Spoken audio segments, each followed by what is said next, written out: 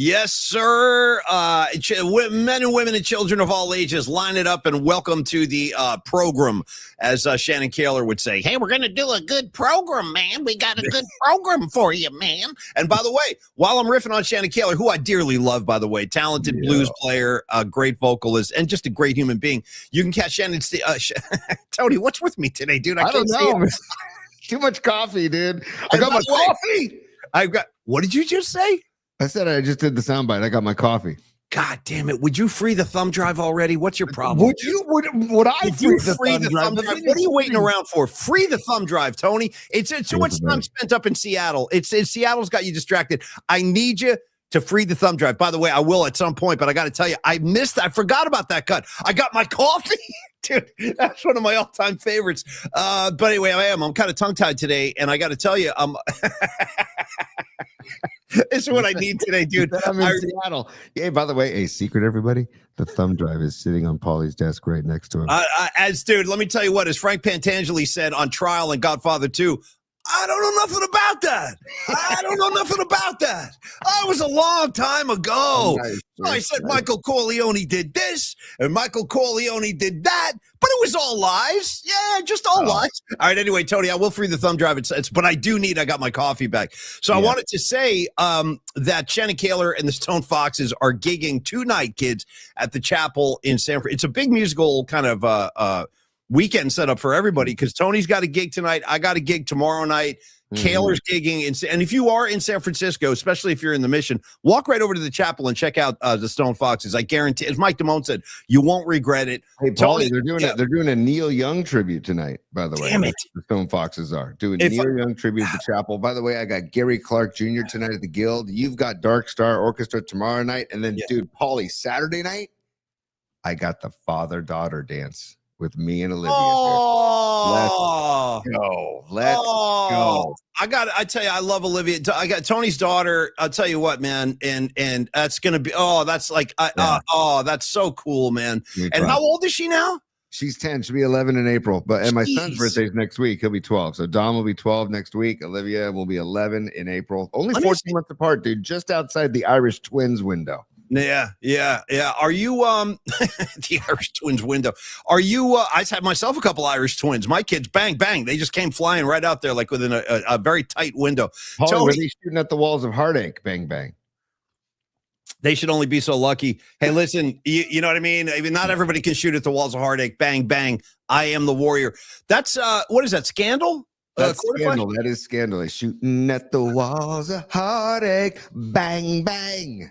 I hope that's a song that Giannis is singing when he signs his deal and comes to Golden State. He'll be going bang, bang, I am the warrior, like with his little Greek accent. Bang, bang, I am the warrior. You know what I mean? Dude, league executives believe the Warriors are the favorites to land Giannis per ESPN, but we're not going to dive into it yet because we're going to get into a Tony's Top 3 in a few minutes. I want to cut right to the chase, Paulie. Like and subscribe the show for the love of God. For the love of God, people.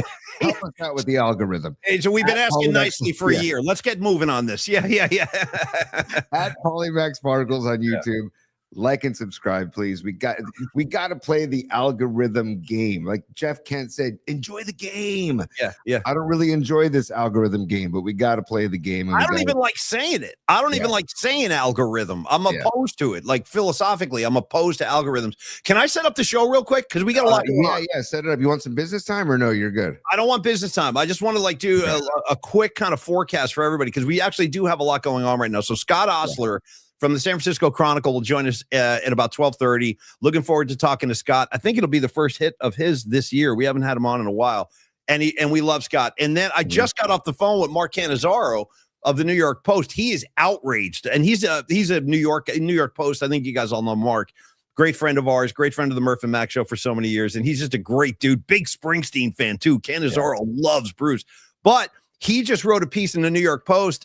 He's kind of outraged about the Bill Belichick snub. I think everybody is. If you love football, dude, by the way, Bill Belichick, 8 Super Bowls, more playoff wins than any coach in history. Yeah, you can't come in. Sorry, not enough. Not enough. All it does is tell me there's a bias out there. That's all it does. There's a huge bias. These sports writers, But anyway, we'll talk to Mark about that on Monday. Hey, Hall of Fame. Cut the crap, Paulie. Just cut the crap, okay? 100% cut the crap. And then Finish your intro, and then I got more cutting of the crap that needs to happen. Well, let's cut it. Get the blades ready, dude. Get the scissors out. I want to say also that Tony and I will be reporting live, doing the show from Radio Row as we get closer to the Super Bowl. That'll be next Thursday, Tony. And I think we're going to try to bring Dami Peralta with us as a third member. We're trying to get credentialed right now. It's hard. You got to jump through a lot of hoops, but we should be on location next Thursday from Radio Row, hoping to bring you guys some interesting guests. That'll be a lot of fun too, T.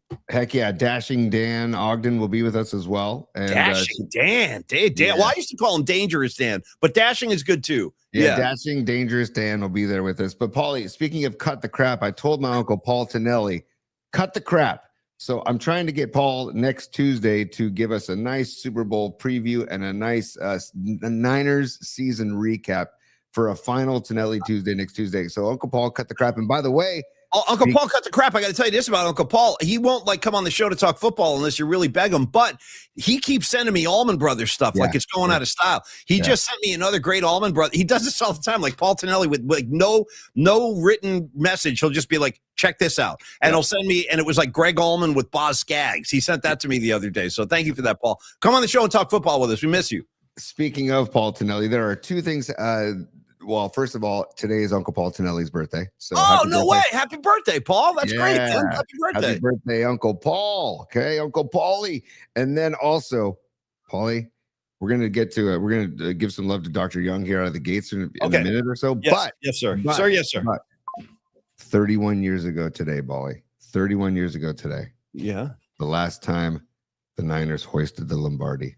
See, right there, I object already. I object like an attorney in a courtroom. 31 effing years, dude. That's too long. I'm sorry. I don't have all day here. You know, we're going to be dying soon. I mean, we're getting into that like geriatric, where we're getting close to the old age home. And I'm telling you right now, once they throw me in the assisted living facility, which is inevitable, you will find me in the wheelchair, blanket on my lap, headphones on, Black Sabbath albums just on repeat. I'll just be sitting there listening to Sabbath with my blanket on. But that's coming soon. But my point is, I don't have all day to wait for the Niners, dude. Bring me a ring. Chop effing chop.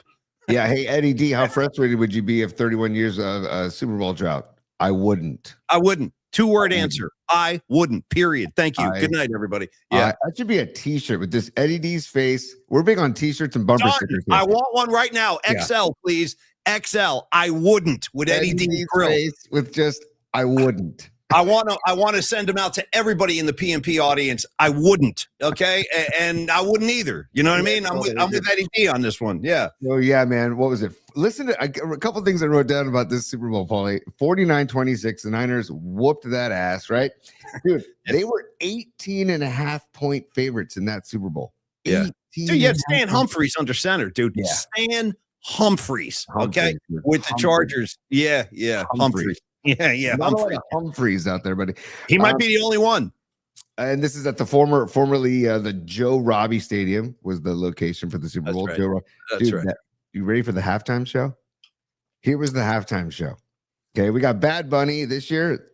We had Bad in 31 years ago in Miami, Joe Robbie Stadium. Tony Bennett. Wow. Patti LaBelle. Wow. Arturo Sandoval. Damn. And the Miami Sound Machine. I have no recollection of that whatsoever. None. Do you remember that? Yeah, I do. I remember Bennett because my grandmother, Paul Tonelli's mom, my grandmother, Elsie Tonelli, huge Tony Bennett fan. So we were excited about the Tony Bennett halftime.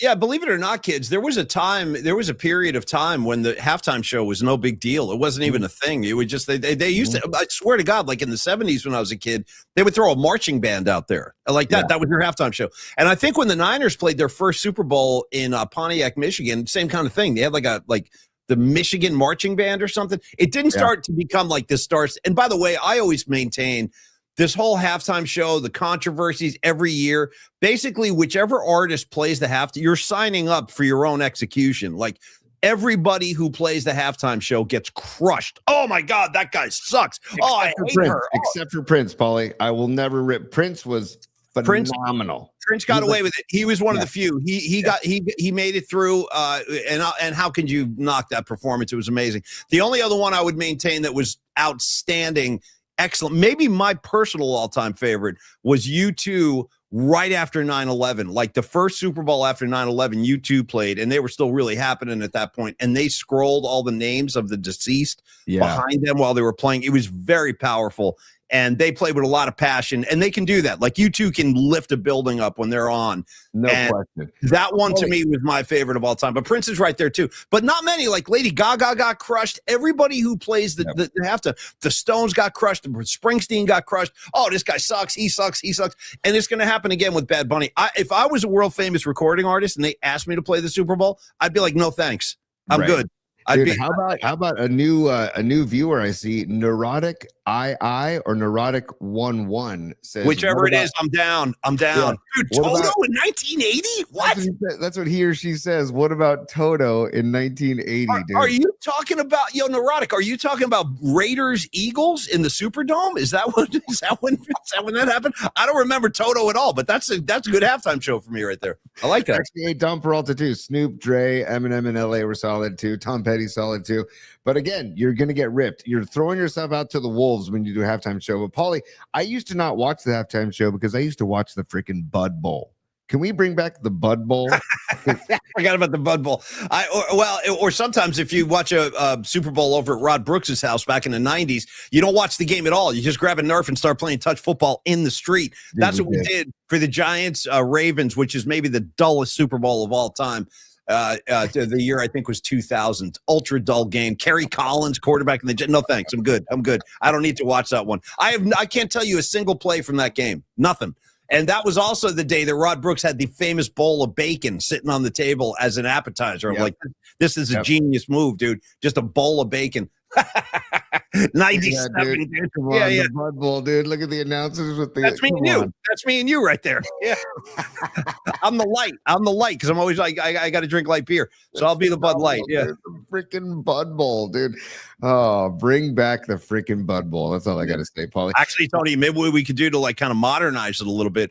Maybe we go up to Mendocino, we go up to Humboldt, and we have like a Buds Bowl. You know what I mean? Like we have a couple of buds with helmets on, just smashing into each other, stuff like that. You know what, buddy? If some of these companies that bring the earth to you get big enough and have enough dough to pay for a Bud Bowl halftime show, that would be amazing. I'll tell you this right now. There's a really good delivery service. Not that I know anything about this, but there's a really good delivery service up here in Marin. They're called Nice Guy. I swear to God, they're called Nice Guy Delivery. Nice Guy.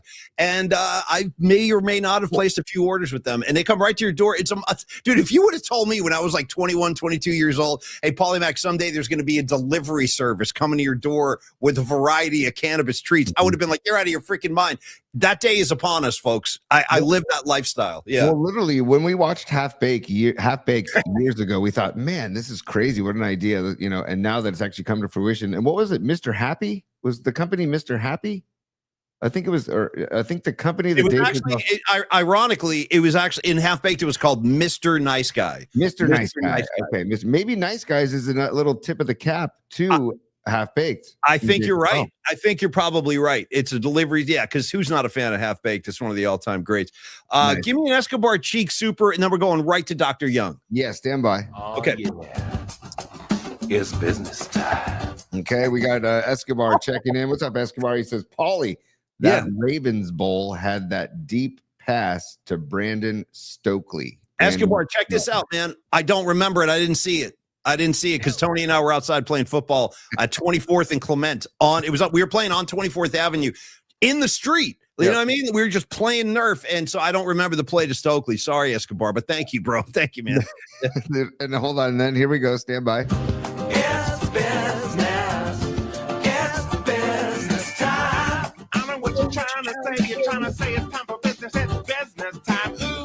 All right, here we go. Stevie B is a super, and he says, petition 4, cut the crap to be a new PMP segment. I'm going to write I love that.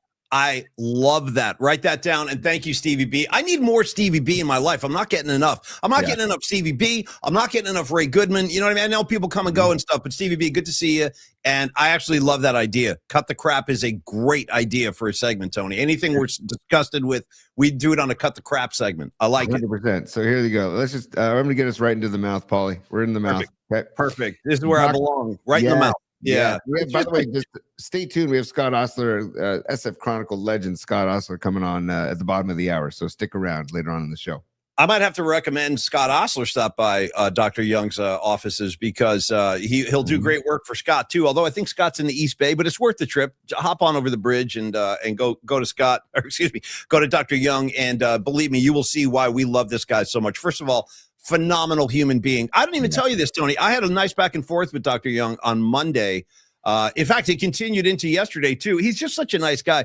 He goes, this is what he said to me yesterday. I'll just share this with you on the show because it was so nice. He goes, Paulie Mac, because we had to do some tax stuff for the show. And he goes, Paulie, I just want to say I'm very excited to be on board for year 2 of PMP. And I was like, dude, thank you. I mean, I just love Doc. All these guys, we are the luckiest SOBs, or maybe the most fortunate SOBs in terms of gathering all these sponsors that we have. And the list is growing. Like the sponsor family has been growing. I know you guys have seen that.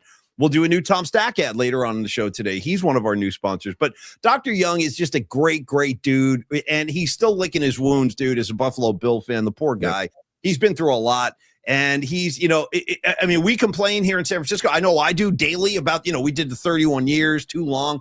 Think about being a Bills fan, bro. You're just set up for heartbreak year after year after year. But that doesn't affect the good work that Dr. Young does in his office with the Young Dental Group down there in the Union Square region, 490 Post Street. I've been a patient and a good friend of Dr. Young for well over a decade. And in fact, I need to get in there this year. It's time. I got to get back in. It's been too long for me. And I will get in there. If you're looking to make a change, or if you've just kind of neglected going to the dentist for years, first of all, don't panic. We've all done that. Before I went to Dr. Young, it was years had gone by since I'd been to Tony just did this too. Same. But then once I met Dr. Young, he cooled me right out. He's like, hey, bro, listen, I know you're uptight. You're just going to relax. He's like, just take a deep breath and relax. Let me bring you some headphones and get you in a proper state of mind. And I've had a variety of procedures done with him over the years, including root canals. I've had a basic cleanings a million different times. And everything that he does is top notch. 415-392-8611. And he does offer, he runs the gamut. I mean, we're talking comprehensive dental care across the board. For you, for your spouse, for your kids, your parents, what have you. We're talking cleanings. We're talking emergency care, fillings, implants, veneers. The entire staff down there, Tony, like bonded with Joyce down there, talking bad dudes in the mouth. They're all cool people, which doesn't surprise me because Dr. Young is not going to surround himself with the wrong kind of crew and the wrong kind of vibe. He's got great people around him. And again, he specializes in implant surgery and implant restoration. So if you need to, do some of that kind of work in your mouth, this is the guy. He's the best in the country. You're going to definitely want to have that procedure with Dr. Young, as he is the president of the American Academy of Implant Dentistry, accepts pretty much all of the major insurance companies. So I seriously doubt you'll have any problems with your coverage. And if you need to, like I said earlier, when open enrollment comes, and I know it was just a couple of months ago, when it's time to make a switch, this is your guy. Your long search is over. Dr. Young, the official dental office of the Polymac Particle Show. And we thank him for all of the great work and just all the great vibes that he gives us, T. I know Escobar Cheeks III just went there on a Saturday and saw Dr. Young, and way to use the Saturday hours, Escobar. Good job. Both of my kids, my wife Megan and myself, all very, very happy clients of Dr. Young, I should say. Dr. Young and the Young Dental Group, they are our dentists. Megan had a very long procedure, and she is thrilled. What was it, T? What did she have done? There were a couple of crowns involved. There was a root canal was involved. It's like you, like me. She spent some time not going. Just like, oh, I feel fine. Everything feels fine. You know what? Have the checkups.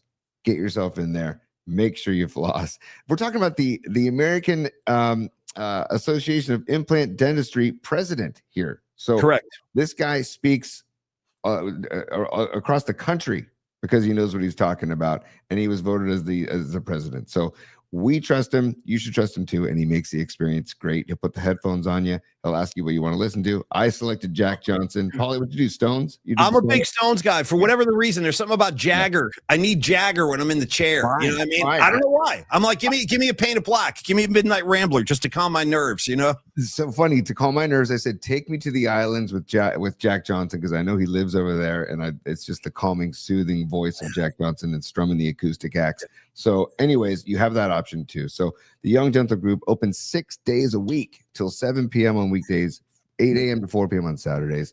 415-392-8611, 415-392-8611, or email them. They respond quickly to email, info@youngdentalsf.com. Hey, thank you, Tony. And thank you so much, Dr. Young. We seriously do love you and appreciate you very much. Tony, here's what we're going to do. We are going to unfurl this we've been dragging it around all week like an appendage. And we got to do Tony's top three for the love of God. And then I'm just starting to go ahead. I see you got some. Yeah, I was going to throw the top three open. So let me know when you're ready for the open. I'm going to jump to it. Okay, I'm going to let you go in 2 seconds, but I got a question first, Tony, and the question is as follows. Escobar Cheeks III. He is the winner of the Golden Cheeks Award. I'm sure many of you remember that. Very prestigious. Who will win next year? We'll see. Who's going to win the Golden Cheeks Award in 26? That is to be determined down the road. But, Tony, I saw Escobar as a super, and he's reminding – see, look at this now. Look at this. Dr. He's Young. reminding us. It's like a subliminal thing. Guys, you haven't played my piece yet. I want to see it. Tony, will we have time? I'll tell you what. Let's make a deal. If we don't get to Escobar Cheeks III's because you have that, right? Do you have the cron piece? I've had a show note. If you look at my notebook, every single day I have a show note. Escobar Tony, cron. When it comes to notes, I got notes. Look at this. This is just for today. We won't get to any of this. I guarantee you, we won't get to any of this. It's just been the pattern all week. Yeah. Improvisation, Paulie. It's what we like to do. But Escobar, we can show it on Happy Friday before Noemi's musical assignment, which we will give at the end of today's show. Noemi's musical assignment for tomorrow. Thank you. Yeah. But we can maybe show Escobar Cheeks III on the set of Cron 4, looking mighty dapper. We can show that tomorrow on a Friday. It might be good for Friday vibes. Thank you very much, Escobar. And I look forward to seeing your piece. I really do. I don't know. We've been out of it all week. Tony, it's time for Tony's top three. Give me the intro. Escobar, by the way, I'm glad Dr. Young made you look good for Cron 4, buddy. That's great. The pearly whites. Stand by, Paulie. Tony's top three. Tony's top three. Tony's top three. Got to play it 3 times, and then let's feed the ducks. Okay, feed the ducks. Ooh, baby. Nice and chill. Nice and chill. What do you got for me today, Sir Tony? I still love that this track is called Feeding the Ducks. It couldn't be named any better. It's the best. I mean, it's phenomenal. It was meant to be on the PMP show. It really was. It was meant to be. Well, we're it's speaking of cut the crap. We're going to cut the crap and get right to the chase here. Giannis, the whole topic of Giannis coming to the Bay. He's unhappy in Milwaukee. He wants to be traded. Okay. So, I've read a lot of different things, heard a lot of different things about what the Warriors would have to offer. ESPN claiming that the Warriors are the leaders to get Giannis. Very interesting stuff. But Butler, Podziemski, Kuminga, and 4 first-round draft picks, would you do it for Giannis? Yes. Yeah, I really would. I think he's going to make that much of a difference. And it's starting to feel, I don't want to get too ahead of this thing, but it is starting to feel like the Warriors have a shot here. Yeah. Like they seem to be there's 4 teams, Houston, the Knicks, the Warriors, and I think the other was Minnesota. Am I right about that? Or was it San Antonio? I forget. In any case, the Warriors are definitely in the mix. And I do think that the idea, I have to imagine that the idea if you're Giannis and the thought of like playing with Steph Curry that's a possibility. I have to think that's very appealing. I have to think he would love the culture here, but he wants more rings, but so does Steph. I mean, this is going to be really interesting. I have my fingers crossed. I would hate to lose Jimmy Butler, but I'm willing to do that with the other guys too. I'd even throw another piece in there if you want. Throw in a Santos. And I got nothing. I love all those guys, but we're talking about Giannis now, and we're talking about the difference between maybe getting another ring on Steph's hand and not. So I am on board for whatever it takes to have one more run to the finals while Curry's with us. So yeah, Tony, my answer is yes. How about you? Would you do that? Yes, I would. I'd be sad to see Butler go, but I would do it. Podziemski's from Milwaukee. Butler went to Marquette, so let's send him home. We'll send him back home. Totally. You know? Yeah. Also, how about this, man? It's almost like Curry is like a Nostra Curry or a Nostradamus Curry or Nostra Steph. during All-Star Weekend last year, Steph, I like that, man. Nostra Steph, but during All-Star Weekend in San Francisco last year, Giannis was the only non-Warriors NBA player in attendance at Steph's post-game after party. Right? That's like there's vibes right there between Steph and Giannis. There's no question. Who wouldn't want to play with Steph Curry? Right. If you were a pro player in the NBA, wouldn't you want to play with Steph? I mean, yeah. Yeah, I agree, man. I love the whole thought of it. I really do, because he seems like a good dude. I think he would really enjoy the Bay Area. I do too. I think it's either the Knicks or the Warriors would be my guess, right? Because of where he could live. Yeah. Right. Live in New York or in the Bay Area, I think. So, man, Lake of New York is not a good place for Giannis. It's too hustle bustle. It's too up tempo. There's too much attitude. I'm just trying to talk him out of it. Nice. If he's listening, I'm sure he is. Giannis watches all the time. I'm kidding. But Giannis, New York is not for you, my man. It's not for you. We got it set up nice out here in the Bay. Listen, I'll take Giannis over to Mount Tam. We'll go hiking. I'll take Giannis up to, we'll show him Sweetwater, check out some music, take him down to Kakari. Tony, we'll show him the Mission District. I bet you he's never had a good burrito, not Milwaukee. You want good burritos? Let me take you by the hand. I'll take you right to Taqueria Cancun, okay? On Mission, one of my favorites in the city. So what's your go-to burrito spot in the city? I'm a Cancun guy. In the city, I love El Farolito, because I've been to El Farolito at like 2:30 in the morning. And then just get a huge burrito and eat half of it. I do love Taqueria Cancun. La Taqueria is really good too. Also, there's El Matate on the Peninsula. That's a really good taqueria. Take Giannis to Longbridge Pizza as well. 100%. Yeah. Good sourdough pizza. Yeah. We might even invent a pie. Maybe Neil will do like the Giannis with all kinds of Greek stuff, like feta cheese and olives and, all kind of Greek delicacies. The Giannis. Hey, Neil, I'd like a large Giannis to go, please. Totally. And also, Paulie, I'm going to smack Giannis right now to get his attention. Okay. Thank you, man. Thank you. Smack Giannis, and also Giannis, cut the crap. We talked about cut the crap earlier. Giannis, cut the crap. Come to the Bay. Okay. Yes. Paulie, number two. Okay. There's a lot of chatter, and we can talk to Scott Ostler about both of these topics, by the way. Yes, and we will. We're going to. I definitely want to talk to Scott about Giannis. No question. Framber Valdez. There's a lot of chatter about the Giants are close to signing free agent left-handed pitcher Framber Valdez, who's filthy. He's got some nasty stuff. I'll ask you if you want him, and then I want to show you something and see if that changes your mind. So out of the gates, would you want Valdez on the bump for the Giants? Yeah, I'll say yes. I'll just keep it nice and easy. Sure. Okay. Yes. So last year, Framber Valdez on the mound. Let's see. Trent Grisham hitting. Okay. The catcher for the Astros, I think it was Salazar was his name. He's telling Valdez, and I'll show a video in a second. He's telling Valdez to step off the mound, step off. No, things aren't right. Step off. Valdez doesn't listen to him. He throws a pitch. Grisham hits a grand slam. Okay. Okay. The next pitch, Valdez, because Salazar calls for a breaking ball. Valdez throws a missile fastball right down the middle, crosses up the catcher, and gets the catcher right in the gut. He definitely looks like he did this on purpose as a message to his catcher. Wow. Okay. Yeah. Okay. So I'm just like, I'm not down with that. We don't need him throwing at Bailey. You know what I mean? Trying to take our own catcher out. I'm not even throwing at the batter. I'm trying to take my own catcher out of the game. Here, now watch this real quick, and then we can get to Scott Ostler. But watch this real quick. Here is the whole sequence. Okay, we can do play-by-play as well. So stand by. Here we go. Sends that one to left. Altuve going back, watching this one. That's a slam the other way against the Giants. Oh, jeez. Just even more rare that both home runs today have come off the left hand. Look at the pit. Dude, look at Salazar. He's pissed. He was staring him down, right after he got hit. Yeah, he definitely did that on purpose. Look at these two. Yeah, I don't know. Maybe we don't want this guy. I don't know. What do you think? I just, the baggage, I'm like, this guy's doing that kind of crap. I don't know. Dude, Salazar was trying to tell him to step off.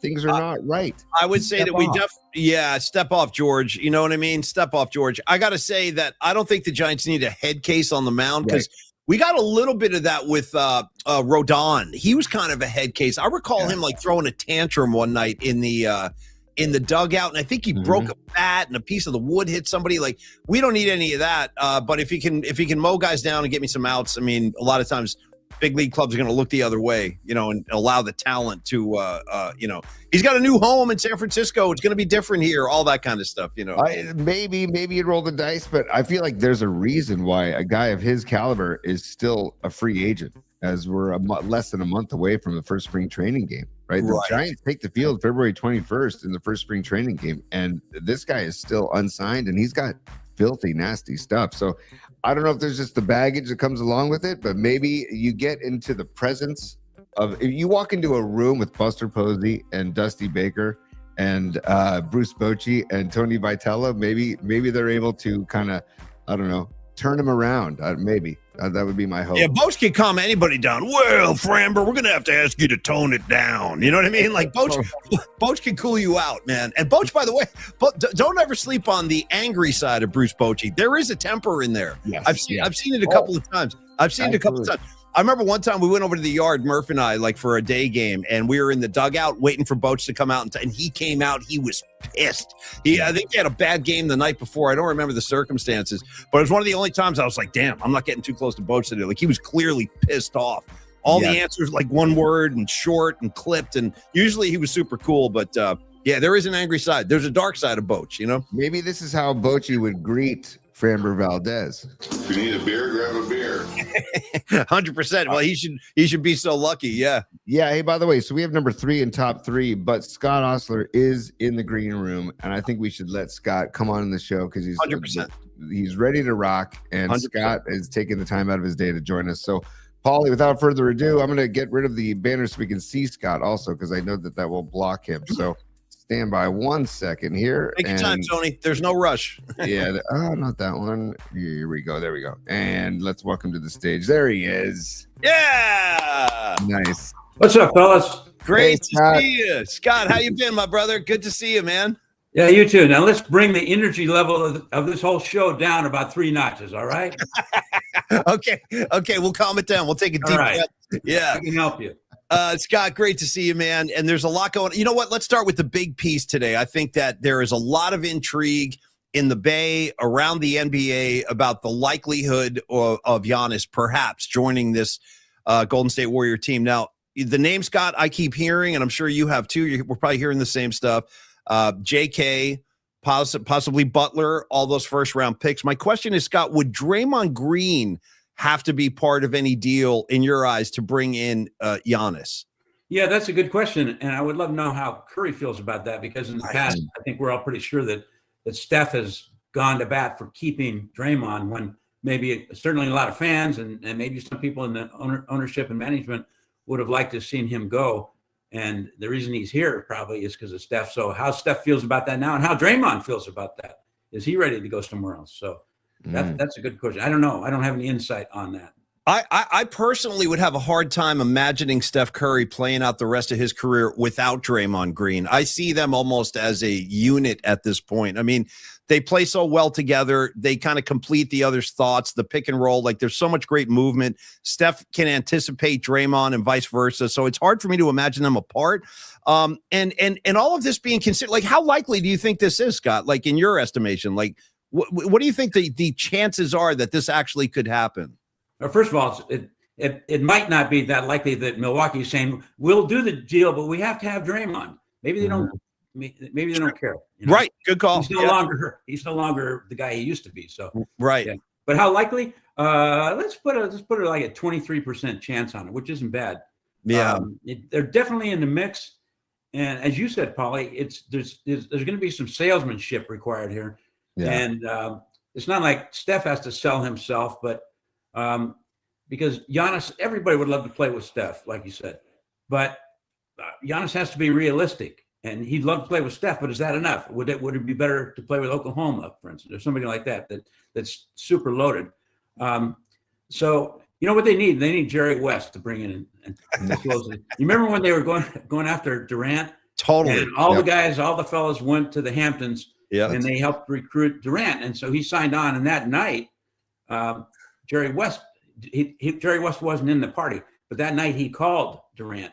Yeah. And So now the story became that Jerry West closed the deal. He's the deal closer. Right. I called West the next day, and I said, "What's dead? Tell me how that went down." And West was livid. He said, "I am so pissed off," and he was swearing like crazy. He said, "These people writing this stuff saying I had anything to do with this, that I was the closer. That's bull. That it wasn't like that. But let me tell you, that guy is going to go. He was going to come here anyway. I had nothing to do with it." And then he pauses and he says, "But just between you and me, if I didn't call that guy, that MFer doesn't come here."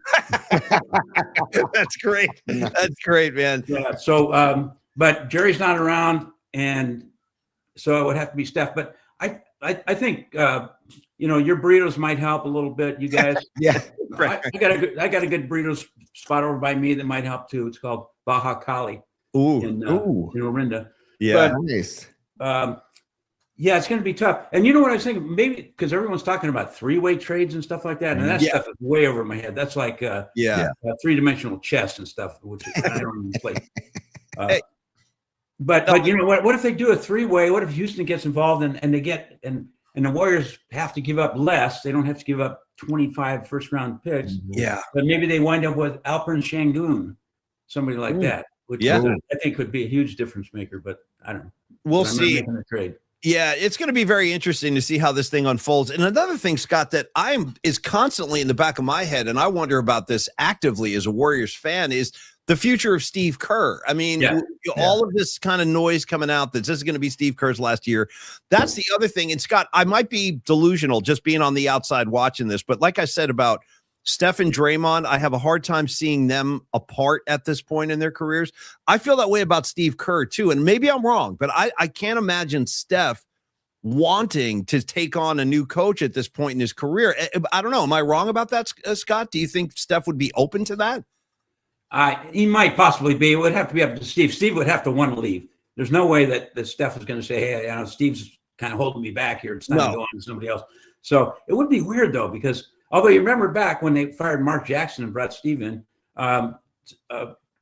Steph and Draymond and Clay were livid. They were so pissed off. They were so mad at Joe Lacob for firing their guy and bringing in this rookie coach who's never coached before. Right. And they got through that. And that was a great moment in sports history, how they overcame their anger and their bitterness over that hire and decided to at least give Steve a chance. And by doing so, it kind of opened things up. But it could be that Steve himself has had enough, Maybe this year it could be. Logan Murdoch wrote a story, and I certainly can't debunk it, that all the assistant coaches are kind of putting out feelers at other places, assuming that because maybe they feel or have heard that Steve is not coming back next year. So maybe this is it for him. Maybe his battles with however they might be. There's certainly been some enthusiastic internal battles with Joe Lacob, for instance. Tony, what do you think that happens with Curry then? Let's play it out, Scott, and say Kerr does call it quits. Then what happens to Curry is the big question. I mean, is Curry going to play for a whole new coach and a whole new program? And I mean, that would be very interesting to see what's happening. And that would certainly be up to him. That would be his call, because if he wanted to stay here, I can't see any way Lacob would say, we don't want you anymore. So right. And last thing on this, you guys, is I wonder, Scott, and by the way, Scott Ostler, San Francisco Chronicle, obviously with us today. I wonder if this would affect Giannis's decision-making about coming to Golden State. Like maybe there's a part of Giannis that says, hey, listen, I don't know if I want to be in Golden State if I'm only going to get coached by Steve Kerr for 6 months and then he's gone. I mean, do you think that would affect any potential Giannis to the Bay? I hadn't thought about that before, but I definitely think it would, because the players are very aware of the coaches. Coaches are a big deal. And, in Major League Baseball, you can play for different managers and stuff like that. But in basketball, man, the coaches make a difference. And Kerr, I think, has a really good reputation as being a player's coach and being a sensitive, caring, smart guy, really intelligent, puts a good crew around him. So I'm sure Giannis is greatly aware of that. And I think that would definitely be a factor. Giannis would definitely want to be, before he committed to the Warriors, he would definitely want to know what their plans are for a coach. If Steve's going to stay around, and if not, who you got? Yeah. That's why I brought that up. And Scott, from the Golden State Warriors intrigue to the other huge story, national story, global story here in the Bay, the Super Bowl is coming to town. First of all, are you going down, Scott? Are you going to go to the game? Yeah, I'll be at the game. Yeah. How do you feel about the matchup and everything? How are you feeling about the whole story with the Pats? They're back now, and here comes Seattle. Seattle looked awfully good. How are you feeling about the game, Scott? I think it'd be a really good game. I'm kind of super interested in it. Obviously, probably like you guys, I lost a lot of interest when the 49ers dropped out of the thing. Yeah. Not that, obviously they were a long shot to get there, but so it's not nearly as much fun. It'll be just kind of another day at work, which isn't bad, but it's a good matchup. Drake May is a really good story. The Patriots are a good story coming back from it turns out they weren't like the Chicago Bulls where they had to wait 30 years after losing their superstar to come back and be relevant and everything. So that's pretty cool. And Drake May seems like a good guy, and he's what, number 2 in the MVP voting probably. So that's good. Seattle is good because they're so solid. And the beat down they put on the 49ers, the scores weren't, especially the first score, 13-3, was not that dramatic, but that was a double back-to-back comprehensive beatdown to me. And, and the 49ers obviously were compromised physically and all that stuff, but they were on a pretty good roll. Yeah. Before they were running into Seattle, and Seattle just took it to them, and that looks like a team that's ready to me. I love the coaching matchup of the Super Bowl, Scott, with Mike McDonald, formerly of Baltimore, the defensive coordinator, and then Vrabel in his first year in New England. I mean, they were 3-14 last year. What an incredible turnaround. And obviously Vrabel's got these guys buying in. I also like that last week it seemed like McVay might have made a gaffe in their second to last possession and kind of like going for the touchdown instead of going for the first down in the red zone. Yeah. And then it also Sean Payton, maybe a couple of questionable play calls. I thought it was interesting that the veteran coaches were making the gaffes and the young coaches were the ones that made the right calls and are in the Super Bowl. It's really fun to see. Oh, I think some of that is pure chance. For instance, everybody's ripping the guy for not going for the field goal. I still think it was a good call. Yeah. Okay. What was they need a yard. You should be able to get a yard. So, you should be able to get a yard, especially and if he makes it, he's a genius. So I don't second guess that call at all. Yeah. I mean, I also think Tony Romo didn't like it, but Tony's smarter than me, I think. But with the tush push being legal, although I wish it weren't or wasn't, maybe they should have just gone with the tush push or something, especially with the snow on the ground and everything. I know, right? Yeah. Hey, Scott. At least we're getting sun, man. People would be dying of heat stroke down there at Levi's, man. It'd be like 70 degrees. There'll be nobody in the West Side stands. They'll all be under the. If the Niners were in the Super Bowl, would they wear their white jerseys again because it was too hot? Because that's funny. That's pretty good. Yeah. And I also wonder about actually, let me rephrase this. So, Scott, using your journalistic instincts here, do you think the electrical substation story that's kind of become a big story even nationally? People are talking about this. I guess it's a two-part question. One, do you think that people will still be talking about this next year? Like, I guess in other words, Scott, does this story have legs in your mind? I'm working on something right now as we speak. Okay, cool. Breaking that. Yes, the answer is yes, it definitely will. And the reason is not because one guy who maybe knows what he's talking about, maybe doesn't, the guy that kind of set this off and had the viral thing on Twitter that got 20 million views or something like that. So that's a lot, and that kind of got people talking. But apparently there's been talk in the background before, and I thought it was meaningful that Christian McCaffrey last year apparently reached out to a neuroscientist or whatever the guy is to ask him if there's anything to this. This, of course, predates this latest furor. Wow. So Christian McCaffrey, if he's asking about it, and he's worried about it, and some of the other players, and Christian is kind of a leader in the clubhouse and in the fitness and that kind of stuff, If he says something like that, the other guys pay attention because he's like a guru in this kind of stuff. And so it's not going away because it's out there now. And players, these guys are not all scientists, right? And they talk and people say, wow, maybe there's something to that. And there is no way that this goes away. There's no way this doesn't become a factor. And I think the 49ers, sorry for them, through no fault of their own, apparently, are in a really bad spot because if they just leave things as they are even if they bring in an expert that says, "Oh no, everything's cool. This is all bull crap," even if they do that, the players are still going to believe there's something. And I don't see any solution for the 49ers other than to move their practice fields to another part of the acreage and all this stuff. So they're in a tough spot. And I've talked to scientists. I've talked to people who this is not flying saucers and stuff. This is real. Right. Yeah. There are legitimate hardcore scientists who for decades have been studying this, and there have been no hard absolute conclusions either one way or the other.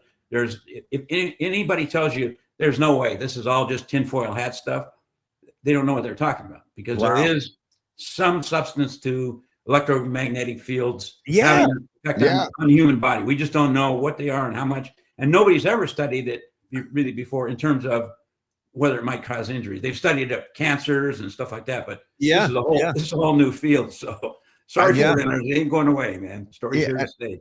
I think we can all agree that if the substation wasn't there, it would be better than having the substation there, right? Yeah. And I don't know. It's probably a big deal to move a substation. I don't know. I haven't done this. That was going to be my question, Scott. I don't know if you've come across this as you're doing a story on it. Didn't they move the substation years ago from one area down? I heard that too. I'm still trying to find that out. When they built Levi's, I think they did do some relocation, whether they moved it a few feet or from a block away. I don't know. I'm trying to and I think they renovated. I read that they renovated it too. Or I don't know about renovate. I don't know how you renovate a substation. Upgraded it. Yeah, right. Yeah, upgraded whatever. I feel like once, like you said, Scott, once the players started talking about this, then everybody had to pay attention, especially the 49ers front office. And guys, here's how the players are. I don't know if Christian does this, but I think some football players, and I know this is a big thing in baseball, is grounding. You guys ever heard of that? No. It's the belief that if you walk barefoot on soil or grass, for instance, what it does, it allows the magnetism from the earth to come up through your body, and it kind of reorganizes and re-energizes you and kind of sets straight your own personal magnetic field. And you'll see guys in baseball before games, you look out there, you get there early when guys are just doing the early stuff. Yeah. And there'll be coaches and players walking around the perimeter of the outfield barefoot. Oh, I like that. And that's what they're doing. They're grounding themselves. Nice. And so this is not just a few people. So guys in sports, this is somewhat related to the 49ers situation, roughly. Sure. Electromagnetism and all that stuff. So that's wild, man. I actually really like that. That sounds cool. I believe in things like that. And one more thing on the substation, and then I wanted to ask you about Bill Belichick before we let you go, Scott. But here's an interesting thing I saw online last week. I found a clip of Delaney Walker, who was a 49er tight end about 10 years ago. He said this. I thought this was really interesting. He was on somebody's show, and they were talking about the substation. And Delaney Walker said, "Hey, when we first moved down to Levi's after leaving Candlestick Park, all of the players, there was like this rumor going around in the locker room that, hey, being this close to that substation can cause cancer." So my point in bringing that up, Scott, is as long as 10 years ago, there was already, and I didn't even know about this. I didn't know anything about this, but apparently, during Delaney's time at Levi's, they were already talking about it, perhaps having really, significant detrimental effects on your body. Yeah. Well, like I said, it's not going away. And not only that, but the 49ers have a problem because if they were to move their field, for instance, as one scientist explained to me, these effects are kind of cumulative. So this wouldn't be an automatic cure. In other words, you don't take Christian McCaffrey and put him on another field, and all of a sudden his tendons are back where they used to be. The damage is done, and so it's, this would help the future generations of 49ers, but it's not going to help the guys that have been exposed for the last 5, 7, 8 years. Wow, this is crazy. Wow, this is going to be interesting. I look forward to your piece, man. That'll be interesting to read that. Mr. Science here, you can get it. Well, Scott, you just taught us the term grounding. So look it up. It's grounding, and it's also called earthing. Ooh, but it's I like a that. real thing. Yeah, it's the thought that we walk around with shoes and socks on, and we don't ground, we don't get the magnetism from the earth. Yeah, I dig that. I really do. I dig that. I like that. And I also have to wonder, is this going to affect, other potential free agents from from coming to San Francisco. Like, hey, well, I don't want to play near a substation. I'm not going there. So that could really become a pretty serious problem for the entire organization. Scott, last thing. Paulie, sorry, can I just jump in real quick? Sorry, Paulie. It just dawned on me right now. What does this do to the already interesting relationship between the 49ers and the city of Santa Clara? Good question. Yeah. Yeah, that's a whole different wrinkle, man. They own the city council, and they could get the city council, I guess, to vote to move the substation. Yeah. Right? They bought and paid for the city council people. So right. I know the relationship is prickly, we'll say. Sure. Yeah, prickly. And a perfect transition. Scott, speaking of prickly, how about the Hall of Fame keeping Bill Belichick out? I was shocked to see that we don't have to go over Belichick's resume. We all know what he did. The 8 Super Bowls, more playoff wins than any coach in NFL history. And the voters said, nah, maybe next time. I mean, how do you feel about the whole thing, Scott? Belichick getting denied? I feel it's wrong. And there's probably no more dislikable guy in sports currently than Bill Belichick. Right. Deservedly say he works at it. He works at being a dick. Yeah. But I've always had this thing, like the same thing with Barry Bonds when he didn't get in the Hall of Fame. So many people wrote to me and said, you didn't vote for him just because he was mean to you. And I said, no, I actually did vote for him, despite the fact that he was mean to me and was a jerk and all that stuff. I'm able to, and I think most sports writers and stuff are able to kind of distance themselves from that. But yet in this case, it seems like maybe, it's a vote. The voting for the Football Hall of Fame was a small group of writers, and it's done very secretively, as opposed to the Baseball Hall of Fame, which is very wide open and the votes are announced and everything. So we may never know who or why this vote came down, but it just seems wrong. What do you have to do to get in the Hall of Fame? And if we're not voting on guys because they're jerks, or we do vote them because they're nice to us, like Big Papi or something like that, it's just. That's just so wrong. It's not a personality contest. Belichick, that said, man, there's nobody that worked harder at being a jerk than he did, man. No, he was. He didn't, like people compare him to Greg Popovich, for instance. And Popovich could be really tough and mean-spirited and just off the wall, mean to guys at times. And other times he was really nice and helpful, and I always got along with him. But with Belichick, it's just wall to wall. I interviewed him a couple times after his round at. When he would play at Pebble Beach in the program down there, and he would begrudgingly talk because he was sort of contractually obligated to, but it was never very friendly. It was always where does that come from? Why do we need that? But that said, that dude should be in the Hall of Fame, man. Come on. Yeah. And that's a great call, Scott, because all those years Murph and I went down to Pebble Beach, it was always so disappointing when you would come across somebody who was just being a dick for no reason. Because if you're acting that way at Pebble Beach, you're missing the entire point of the whole weekend. It's supposed to be about good vibes, having a good time, being friendly. Because believe me, Scott, we encountered a bunch of people like that at Pebble Beach. So I know, in fact, Murph, I don't want to get into this right now, but Murph had a bad run-in with Bill Murray one year, like a really bad run-in with Bill Murray. And same kind of thing, like Bill Murray, we all love this guy's comedy. Turns out Neil Young, our buddy Neil Young, he played 1 year. Yeah. And I had a little run-in with him, and he told Murphy, he said, your buddy Ostler, he's a dick, man. He's an asshole. But Neil played 1 year, and then Clint Eastwood booted him out, literally. Yeah. So he can't come back because he wouldn't cooperate with media, and he also wouldn't play the volunteers to him. That's right. Yeah, that's Neil right. Wouldn't get up and play with his acoustic guitar and play one song. Then said, adios. Yeah, no, very disappointing. Very disappointing. And then last thing, Scott, is again, just final thing on Belichick. And I heard this morning and I jotted this note down. Now, these are all great coaches. I'm not arguing that. Obviously, Chuck Noll, Tom Landry, and Don Shula, all Hall of Fame coaches, and all were first ballot. So when I look at those guys, and I remember, I'm old enough to have seen all those guys coach, and I remember their teams, and they're all Hall of Famers. But how can you tell me that Chuck Noll, Tom Landry, Don Shula belong in on the first ballot, but Bill Belichick doesn't? Like, in a football sense, it just doesn't make sense. Yeah, this is the first time where I've seriously questioned the group of people that voted for the Hall of Fame. Because, if let's say an offensive tackle that you like doesn't get in, it's hard. There's debatable things with wide receivers and even quarterbacks. But the coaching thing is so obvious. You win or you lose, man. And if you do it over a million years, highly successfully. It wasn't all Tom Brady any more than No, the 49ers were all Joe Montana. So right. it's sad, man. Yeah, it really is. Hey, Scott, I'll get together with Bill Belichick. Maybe he'll buy me a drink and we'll commiserate. Yeah, well, that's if you can get past his girlfriend, the guard dog. Yeah. That's another thing. I know some people, and there was this other attractive woman, and all these writers are trying to get Bill to talk and all that stuff. And this attractive woman saying, hey, coach. And he just smiled and dropped his club and walked over to chat and all that stuff. So that's the key, man. That's the key. Yeah.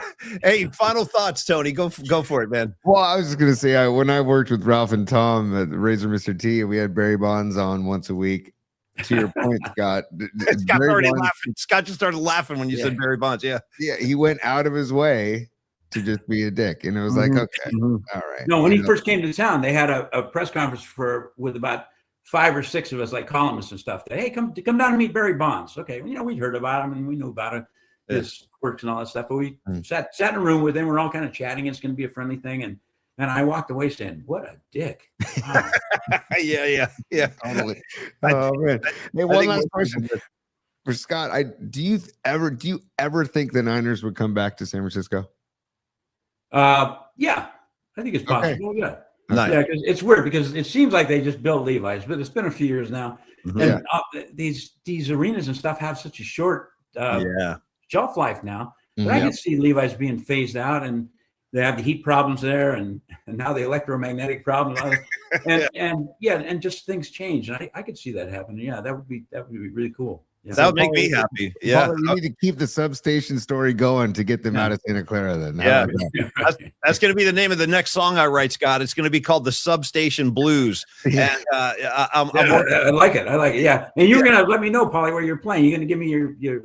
I want to come to catch your. I'll tell you right now, it's kind of a haul for you, but I do have a gig on March 20th at the Brisbane Inn in Brisbane, of course. But it was fun. I played there last month, and nice little turnout. And we have a lot of fun. We bring up different musicians to play. And in fact, at that show on March 20th, I'm going to do 2 sets, and one set is going to be a tribute to Bob Weir, who just passed away. So I'll play all Bob Weir songs for one set, and then the other set we'll just mix it up and a lot of eclectic, cool stuff, Rolling Stones, Bob Dylan, etc. And Scott, anytime. Would love to see you at a gig, man. Okay, fantastic. And by the way, you guys always do music and everything. You can probably explain this to me. Explain Geese, because I saw him on Saturday Night Live. And I know I'm old, and I go with the old traditionals and all that stuff. But I'm always looking for somebody new and stuff. And it's tough, man. You know what's so funny, Scott? I saw SNL last week too. I saw Geese play. I can't explain him to you, man. Tony, can you help him out? I'm not. No, I'm with you. I watched. There's something there. I get it. Yeah, Tony, are you down with Geese? Not Goose, the band Geese. I was gonna say I actually enjoy the band Goose. I have not heard one note of the band Geese, so I need to educate myself. They only have one note. Yeah, pretty much. Totally. It was like they were strumming one chord the whole time. Yeah. Anyway, Tony, they just played SNL. They were interesting. We'll call it that. Okay. Hey, Scott, so glad to see you and have a conversation. And thank you so much for the time. I know you're busy, and I might see you at Radio Row or the game next week. But until then, thanks again, Scott. Always a pleasure, man. All right, Tony and Paulie, keep on rocking in the free world, guys. You too, brother. You too, Scott. Thank man. You, Scott. Be well, man. That's Scott Ostler, everybody. San Francisco Chronicle, and obviously just one of my favorite guys. And I always do this, and he probably doesn't like it when I do this, but I got to tell you, just a reminder, that man covered the Showtime Lakers in Los Angeles. I mean, that to me is like, I mean, I'm not a sports writer, never thought about being a sports writer, but I have to imagine what a great assignment that must have been. Going out to the LA Forum every night, Kareem, Worthy, Magic, Riley in their prime. Must have been a hell of a time down there, man. We are so lucky to have him here in the San Francisco Bay Area, and for years and years and years. And I really do look forward to that story he's doing on the substation. Dude, me too. I had no idea. I had no idea he was working on a piece. If Scott Ostler is giving it time and giving it attention, we should all give it time and attention, because he's one of the smartest dudes I've ever read. Dude, deep shots and bond. What is it? And bon mots. Yeah. Bon mots.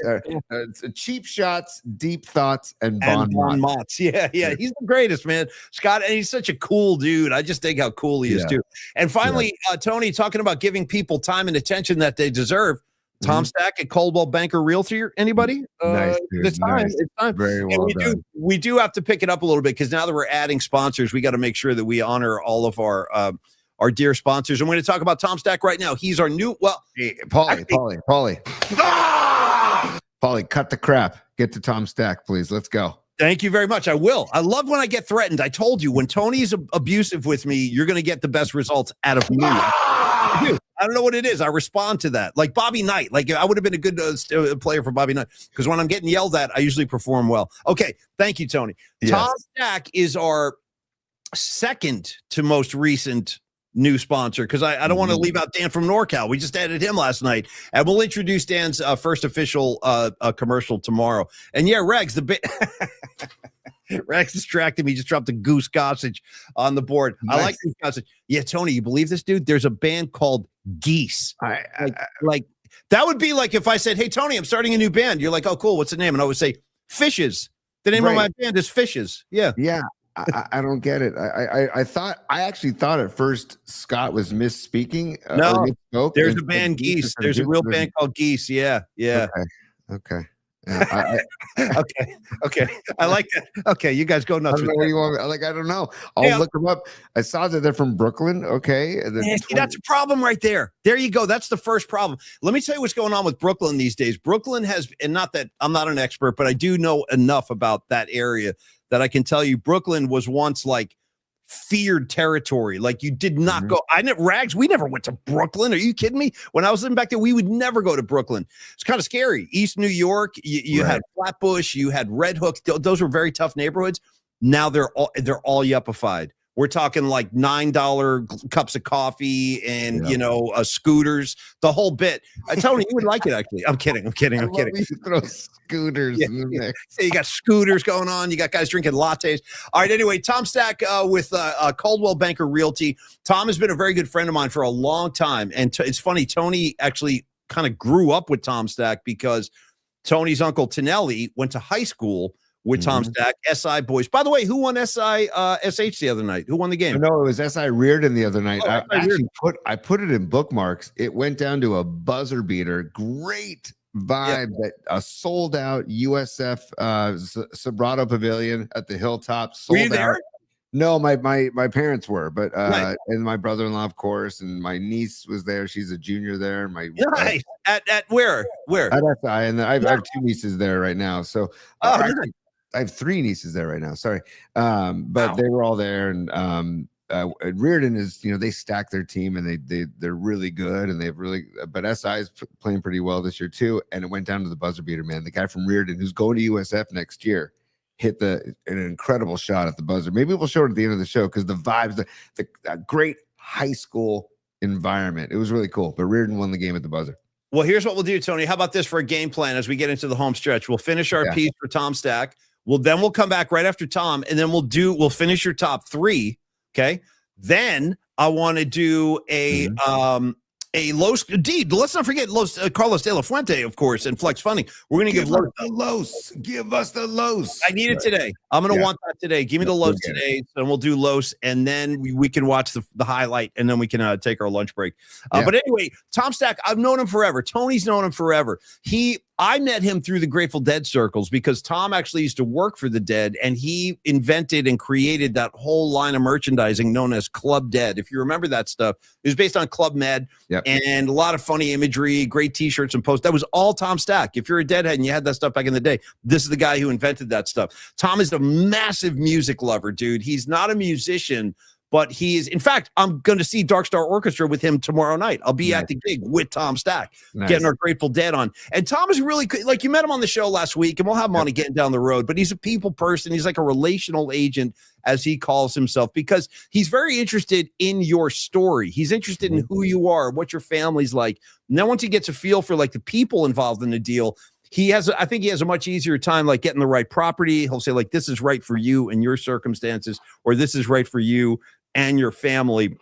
So again, just you can put all your trust and faith in Tom Stack. He's a lot like the other guys we have on board sponsor-wise in terms of personality, where if you're trying to like get a piece of property that Tom thinks is not right for you, he won't steer you into a bad deal. Right. Tom is going to make sure that you get the house that you want. And again, when it comes to buying a house, man, that's a huge decision. Yes. You got to empty the piggy bank and then some when you're doing that. And that being considered, when it's time to buy a house and you're making that kind of purchase, you got to make sure you're dealing with the right guy. So when it is your time, make sure you're talking to Tom Stack T. And actually, maybe you should talk about some of the territories he works in, T. Oh yeah, Scott Ostler lives in Orinda. Tom Stack covers the La Marinda area, which is Lafayette, Moraga, and Orinda. That's like his core. But then he also branches out to other parts of the East Bay, and he knows people around the Bay Area, the Greater Bay Area, if you happen to live in the Greater Bay Area and are looking to buy or sell.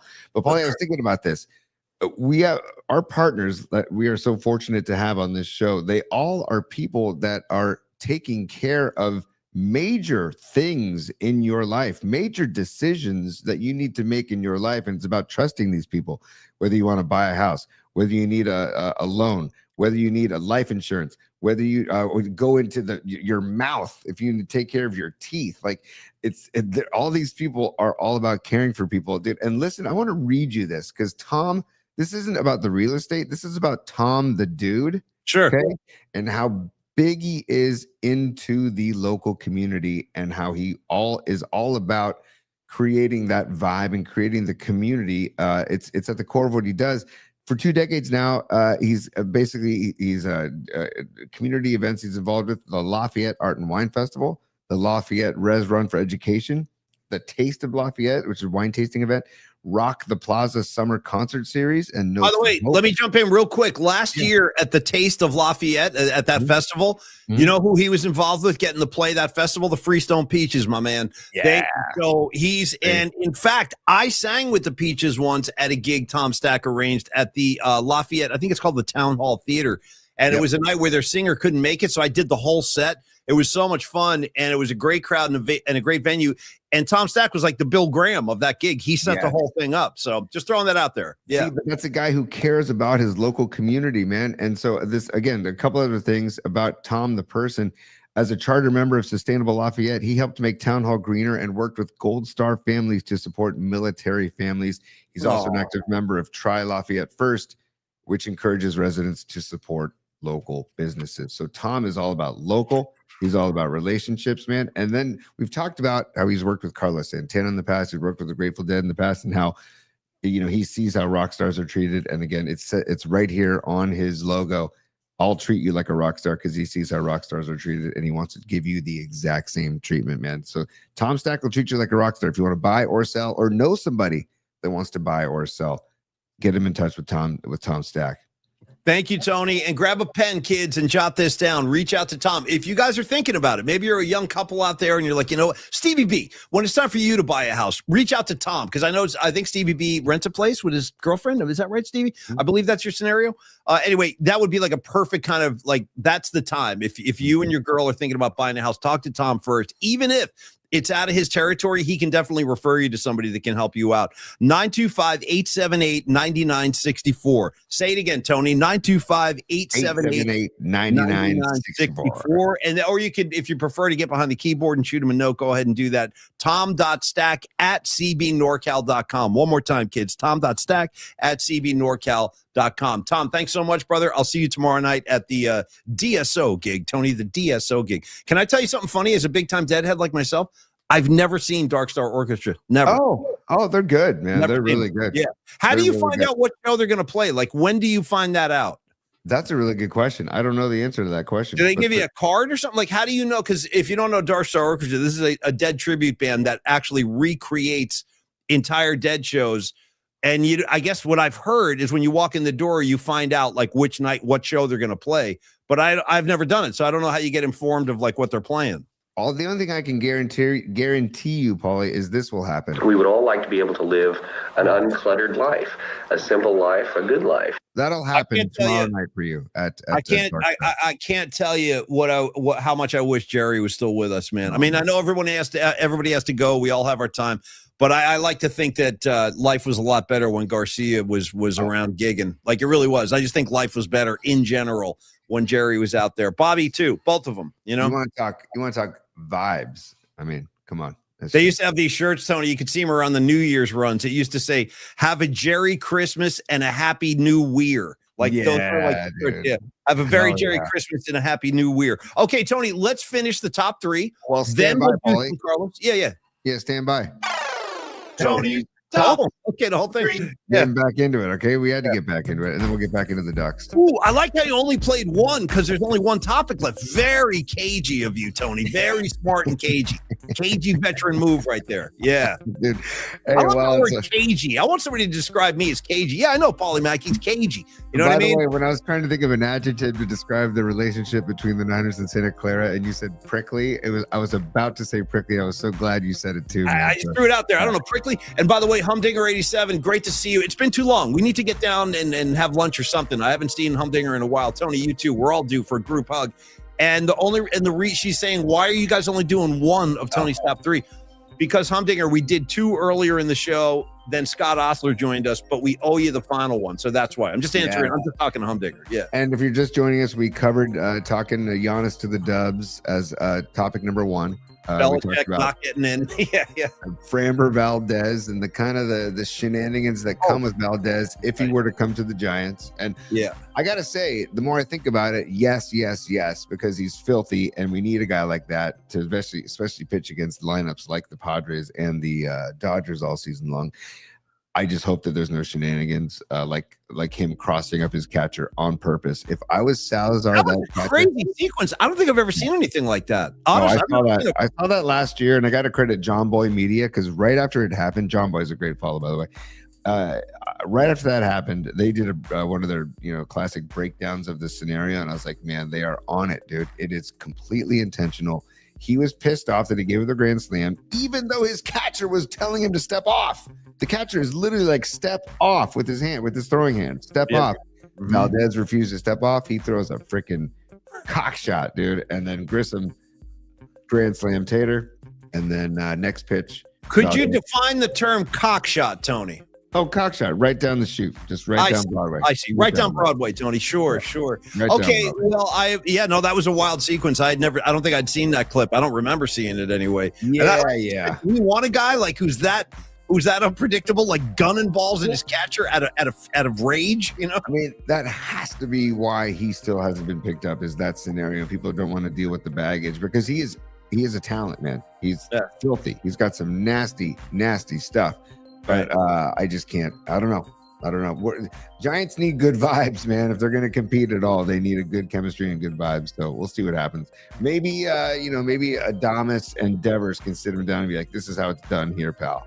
And then we can take it from there. I hope so. I mean, sometimes you got to take a chance with talent. You make a little extra room to accommodate the talent if it's worth it. And we'll see.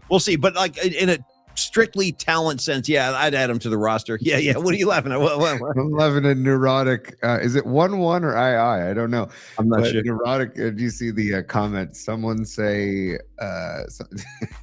Someone say cock a doodle do. I got you. Sure. Yeah. Actually, I don't want to get into this right now, but it's technically not one of the terms that's banned by the Federal Communications Commission. There are the very famous 7 dirty words.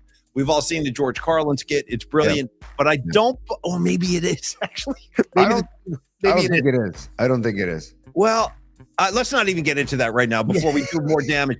Tony, present to me your final top 3, please. Go ahead. Dan Coach Emilio. First of all, Dan Coach Emilio, great having you on last night. Loved it. NorCal Sports Network. Dan Coach Emilio. He's on the chat today. By the way, if you missed Dan from last night, go back to Polymax Particles, our YouTube page. I gotta say, I dig Dan's vibe. You know what I mean? Yeah. I dig Dan's vibe with the hats and the passion. Yeah. Like you could just feel the baseball passion coming off of Dan. It's gonna be fun talking to him during the baseball season because you and Dan are kind of like that together. Like where baseball is number 1. I love Giant Ball too, but I think you guys are at a whole different level, and I like that. I like that kind of passion coming from Dan. Definitely, but Dan says Dusty will handle Valdez. He says, what did he say? His actual comment? Oh, I lost it. Shoot.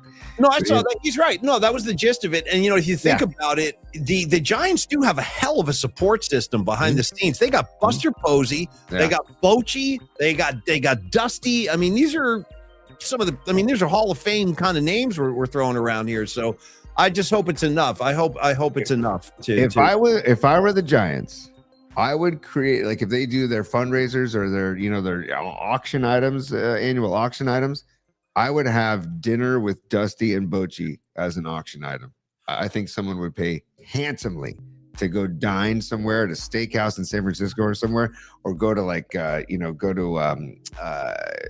what's it called? They're on Van Ness. Well, I'm blanking on that. House of Prime Rib, the Hopper.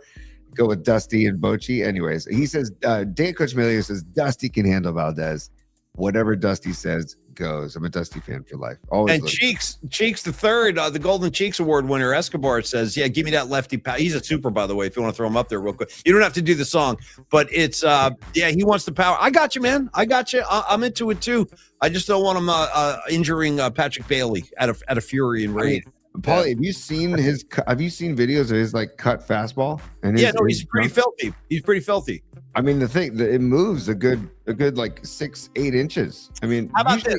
Let me pose a new theory, Tony. Maybe the reason he's been so unruly is because he doesn't like his surroundings. We get him out to the Bay, we'll cool his ass out. We'll take him to a dispensary. I'll send him a nice guy delivery, just anonymously. Right. I'll just send him a delivery. I'll be like, here, maybe this will cool you out a little bit, Dude, play the Jagger. Everybody, come on.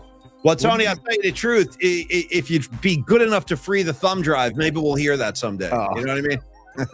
I love it, dude. Hey, Escobar Cheeks the third. # free the thumb drive, brother. I'm going to drive up there with Escobar, and we're not leaving until the thumb drive is free. I'll tell you one thing right now. If Escobar was ever like mad at me, I would be very uncomfortable. We really would become very uncomfortable. He's a large guy and he's got muscle, and I'm not ready for that kind of conflict. So I got to tell you right now, maybe that's what it'll take, the threat of an Escobar ass kicking for me to free the thumb drive. All right, Tony. So what is your final thing? I'm totally lost in space here. My number 3 of the top 3, like I said, number 1 was Giannis. Number 2 was Valdez. So number 3, and by the way, Paulie, I want to explore in another show, grounding and earthing. Dude, okay, we have to come back to that. And I didn't want to open this can of worms with Scott because we would have gone forever. Dude, you know who was a believer and practitioner in that? I'm dead serious. Bob Weir. Yes. He used to talk about that. You got to walk on the ground, y'all. You got to have your toes in the soil. Bobby was a big believer in that whole idea of being connected to the earth, barefoot style, and all that. So 100%, dude. When he said that, the first person I thought it was Bobby too, because he's always wearing the Birkenstocks with no socks, and he goes shoeless often. I'll tell you where I used to ground myself. I used to ground myself at RFK Stadium every time the Grateful Dead played there, because that was the only stadium show I have ever been to where they would not put a tarp over the field. Most of these football stadiums will tarp the field when there's a concert. RFK, dude, you were just walking around in the grass. And it was like, wow, this feels so good not in the summertime. So I would always be barefoot at RFK shows, and I actually lost my shoes one night. I had to walk out of there with nothing. All right, Tony. True, I did. I left the show barefoot. It sucked. And I'm walking like, you can't just say that, like gloss over that, dude. I lost my shoes. I did. And by the way, I was way deep in a particle land at that show. I went about as deep as you could possibly go. And at the end of the night, I realized I was like walking out of the show, and I'm like, oh damn, I don't have any shoes on. And then I had to get into the, walking through the gravel of the park. It was a whole thing. Rex Bryan was there at that gig. It was fun. It was a great night. Incredible.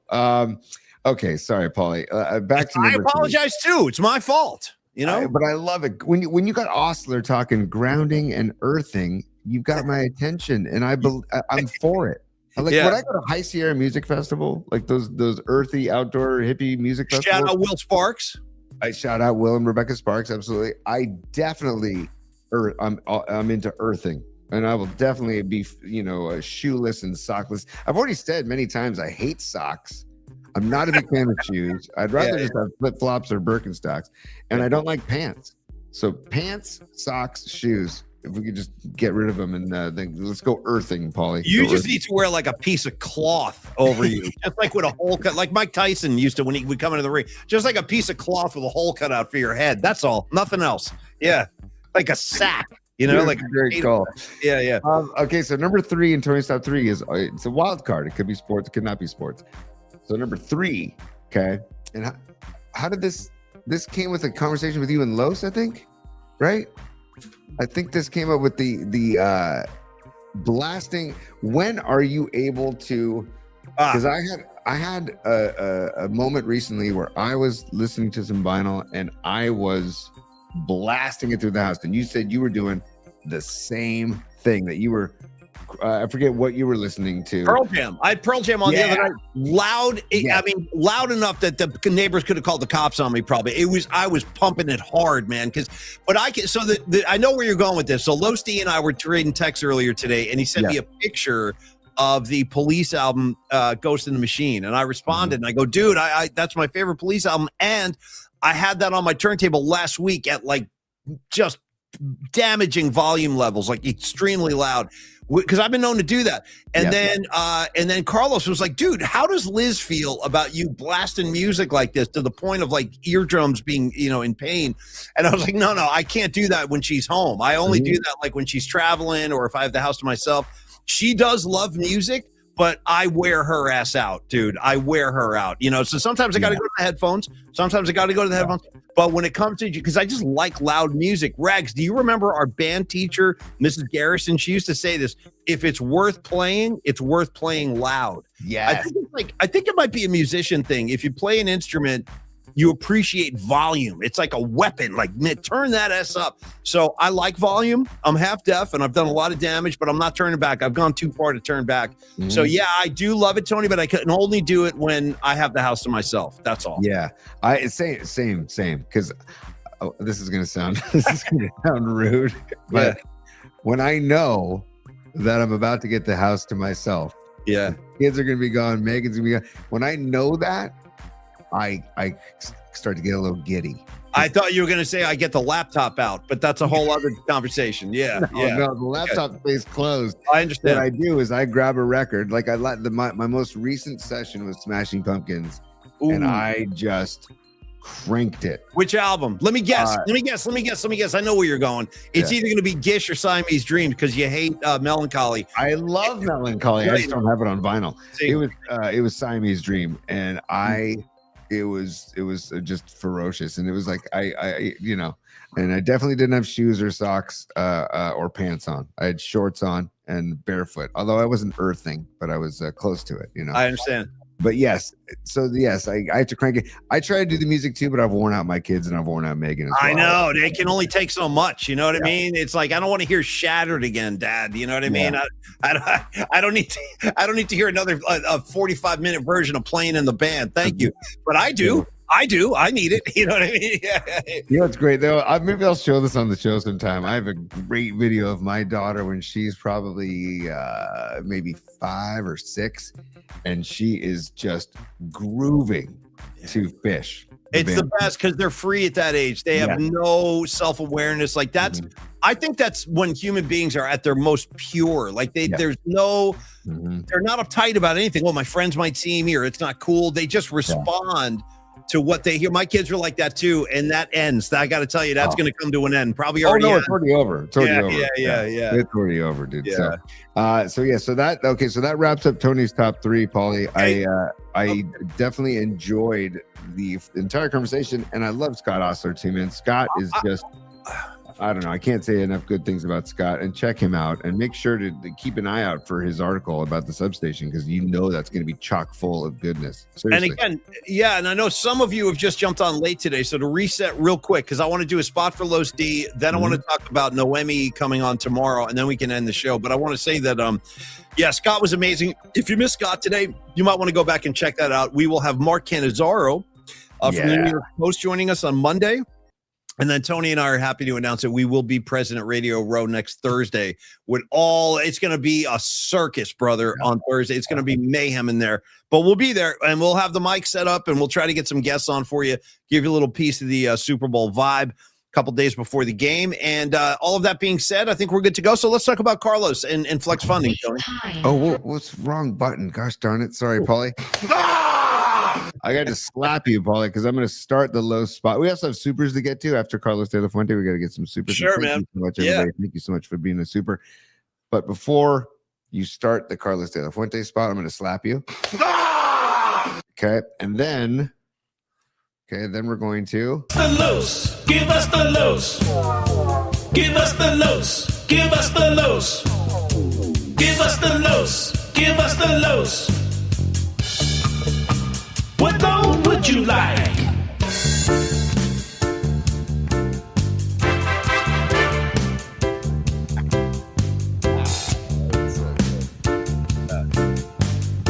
Give us the los.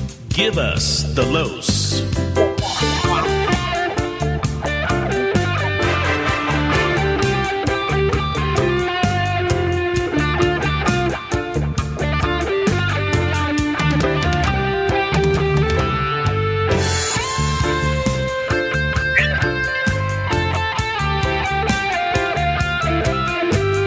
So good.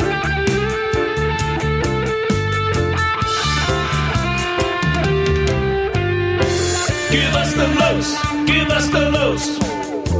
Give us the los. Give us the los. Give us the los. Give us the los. Give us the los. What loan would you like? Hell yeah. Dude. We've never gone that deep. We've Right. never gone that deep. I gotta tell you, that guitar solo is nice. Nice tone. I really like the sound of that guitar. That was really good. So freaking good. Thank you. Thank you, Shank, aka NorCal Refrigeration and HVAC. So good. A-Track, he's a talented guy, man. He's so humble about his own abilities, but he's a really talented dude. And the whole Santa Cruz Mafia, I love those guys. I got to get down there. Tony, we've been invited to do a show from the Grateful Dead archives down there. Right. Yeah, we need to get our asses down there. You know what I mean? And we really should. But until then, let me tell you about Carlos De La Fuente and Flex Funding, because he might, in fact, I might call Carlos and be like, dude, I need to finance a trip to Santa Cruz. Can you help me? And he would probably say, yeah, all right. Where do you want to stay? How much is gas going to cost? What's your food money allotment?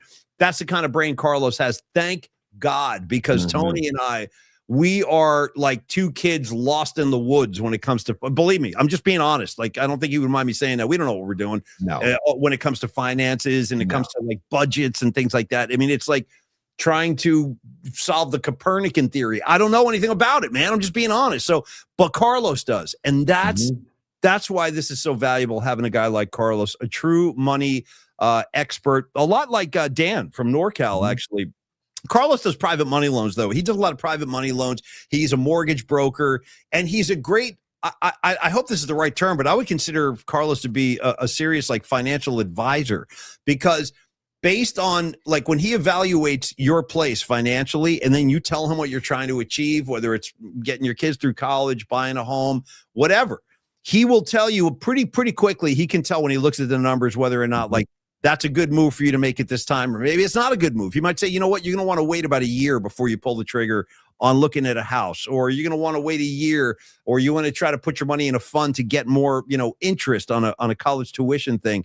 The home equity lines of credit, we've talked about this because that's something he can do that in his sleep, and it's one of his specialties, home equity lines of credit. And for people that are intimidated and afraid, count me in, bro. I'm with you guys. That's why I said I don't know what I'm doing when it comes to finances, not even close. But I know Carlos does, and he's got 26 years of experience in the business. So when I have financial questions, I ask Carlos, hey, dude, what do you think of this? And you should do the same. You should do the same. Or if you just need some money in your pocket, man, I totally get that. We all get strapped, especially living in the Bay Area. It's an expensive place to live, man, and costs are up all over the place. I get it. I'm with you. I really am. I'm with you guys. But Carlos is like he's like the patron saint of good, sound financial decisions. Like our other sponsors, he's not going to let you make a decision that's going to hurt yourself or your family or your business. So reach out. You know what? Just start it with a conversation. Just say, hey, Carlos, here's what I'm thinking. I could use some money in my pocket because I got whatever. I'm putting a deck in the backyard and it's going to cost a lot. How am I going to do this? 925-250-4894. 925-250-4894. He's a great friend of ours. He's a great guy. Talk to Carlos about your financial goals, concerns, what have you. Carlos at myflexnow.com, Tony. Yeah, man, Paulie, I also want to talk about Los. We refer to him as a one-stop shop, right? Because he literally can help you with most types of loans. Okay, hashtag one-stop shop. And hence, what loan would you like? What loan would you like? Yep. But Carlos can also offer personal, unsecured loans that have nothing to do with mortgages, right? Or loans attached to their property. You can personal loan amounts ranging from 50 grand to 500 grand. and they can be obtained for any personal use. You must qualify via verified income and credit as an alternative to a mortgage. Okay, it could be an answer if funds are needed and a mortgage. So, and also there's down payment assistance programs that he specializes in. They'll be hot this year. He says in 2026, they'll be hot as rates continue to go down, and grants up to 3% are given to help with down payment and closing costs. The best part about this grant is that it's forgiven and you do not need to pay it back once 6 months of payments are made. That's the kind of inside stuff that I would have no clue about if it wasn't for Carlos De La Fuente. Yeah. And again, we're talking about trusting people with your money or a major purchase that you're making in life. That is what Carlos can help you with. And he wants to develop a relationship with you. It's not just a transaction. We talked about that with Dan Cochemilio last night with life insurance, and we'll talk about Dan tomorrow. We talked about that with Tom Stack in real estate earlier in the show. We talk about that with Dr. Matt Young and the Young Dental Group, taking care of your teeth. Yeah. Like everybody, it's all about everybody. I don't know. We didn't like, it's just the way that it has happened organically. Yeah. The partners that we have partnered with are all caring, nurturing people that really want to take care of people. And they chose that as their career path. And that's Carlos De La Fuente's career path. And I can't thank him enough for being our partner, man. Thank you, Carlos. Seriously, man. Thanks for everything, bro. Thanks for everything. And he's become a really good friend of ours too, on top of everything else, like Tony said. So yeah, we're very fortunate, man. We have a good group, we have a good audience, and we have a really solid community. And again, we are working. We want to get Dan from NorCal in on this too. And we will. That we're going to be soon enough. We'll announce our first PMP outing of the year. We're trying to figure out what it's going to be and where it's going to be. It's funny, we haven't had the cooperation of the 49ers, because we might have done something if they were in the Super Bowl. We were talking about doing that, but we will definitely have a night out at the Giants game again this year. We'll do that again for sure. And Dan's going to bring his crew, combine it with our crew, and we're going to have a great time. And you know what? Final thing, Tony, speaking of our crew, I want to say tomorrow is going to be a lot of fun, because our very own, she's one of my favorites, Lady Catalina, Noemi. You see her every day. Generally, she's here. And she is the founder and creator of Lady Catalina hot sauces, which are, I think we all know how good those are. Yeah. She's going to be our guest music assignment sponsor tomorrow. She's also the woman that came up with the nickname, the Musical Ass. She calls it the Musical Ass. That was Noemi who came up with that. So, dude, right there, you can see it. Yeah, with dollar signs too. Musical Ass with dollar signs. Musical Ass right there. Yeah, the Musical Ass. Thank you from Noemi for that. So, Tony, let's do this. Let's end the show with revealing Noemi's. Actually, let's do supers first. Yes. I forgot. So I want to go supers, and then you reveal Noemi's assignment, and then we can go. Yeah, just a quick one. Oh yeah, quick one. It's business time. Okay, we're gonna go back up here, and we're gonna go back to let's see. Okay, so this goes back to Aaron Kask. Oh man, Aaron, I apologize, dude. This was back at 12:27, so apologize, Aaron. But he says, drive him down to Santa Cruz, just avoid the substation on the way. What is substation? Yeah, the substation's a thing, man, and it's a thing. Like, and Fred Warner was talking about it with I saw that. Yeah. With, the receiver from Detroit. I'm blanking on his name right now. Amon-Ra St. Brown. He was talking about it with him, but Fred was like, I can tell you that the substation didn't break my ankle in half. And he's right, because that's a bone break. We're talking about a broken bone. What the injuries we're talking about are the soft tissue injuries, like ligaments. How about Achilles, Tony? And Achilles, yes, the ligaments, like literally ligaments that snap. That's different. That's a soft tissue versus the the hard bone. So, and the crazy thing about it is, if you look at how many Niners have had injuries like that, Brandon Ayuk, Nick Bosa twice, you know what I mean? Like Kittle. It's like you got to wonder at some point there's probably something to this, because incredibly large doses of electricity and that kind of like whatever that radiates and gives off, it can't be good for the human body. It can't be. Dude, sorry.